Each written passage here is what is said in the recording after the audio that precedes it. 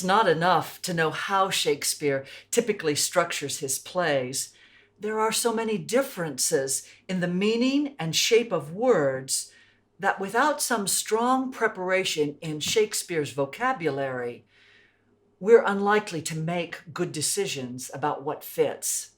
Thank goodness for the big book, The Harvard Concordance of Shakespeare by Marvin Spiewak, and online, Shakespeare's Words by David and Ben Crystal. We're going to talk about the problem of words that don't make sense to you or the audience. We want to sensitize you to the need for precision and accuracy of meaning. The most we can hope for is that we'll grasp the feeling of each kind of error firmly enough to open up our own creativity in solving the problems of off-track words, words that are not working for us. Let's start with heaven as a problem word. We usually have no trouble with the meaning of heaven. The problem is almost always with how many syllables are we to speak. Shakespeare almost always says a one-syllable heaven. Americans say two-syllable heaven. And this word usually appears in a context which makes it a very serious issue if you add syllables. Problem. It is really hard to say a one-syllable heaven. Unless you have a word following which begins with a vowel or vowel sound, as in the example, heaven and earth from Hamlet. There are more things in heaven and earth, Horatio. It looks like you've got to say heaven and earth, which violates the verse plan in a big way. But there is a simple solution. Take the final vowel off of heaven and turn the phrase into heaven and earth.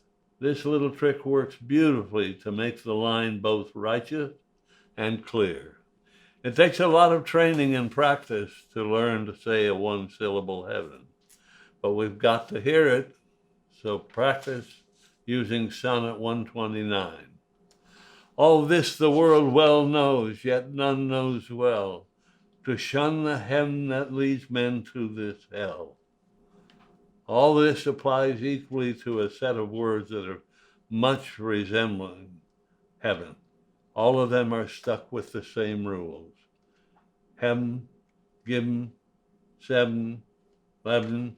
There are rare times when Will uses a two-syllable heaven. Scan to know the difference.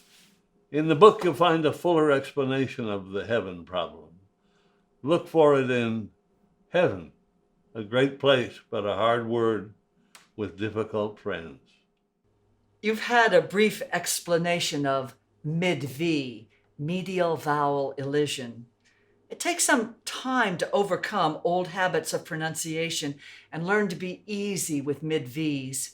Here are a few of the words that Shakespeare usually elides for you to practice with.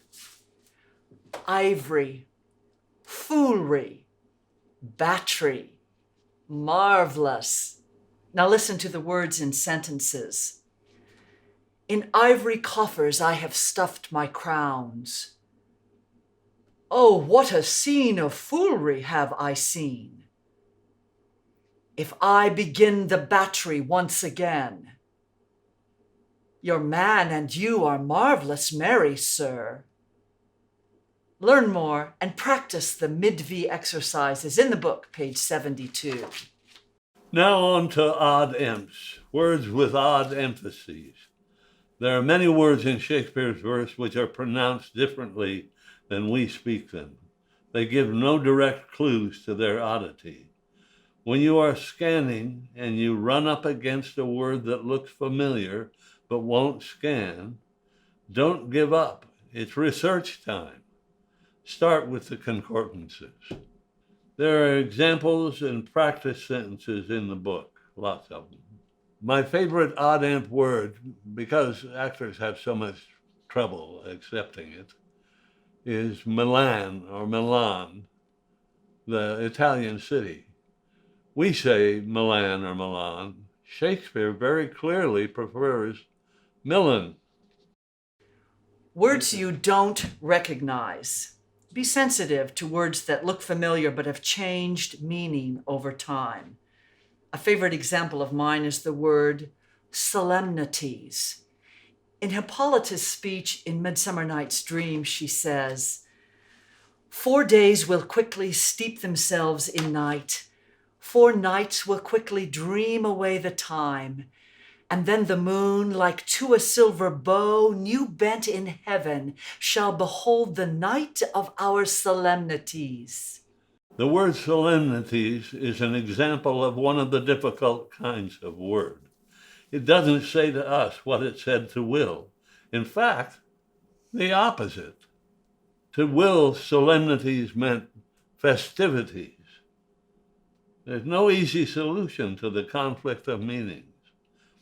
It's one of the rare cases in which I say the only solution is find a good synonym for the word that's not working.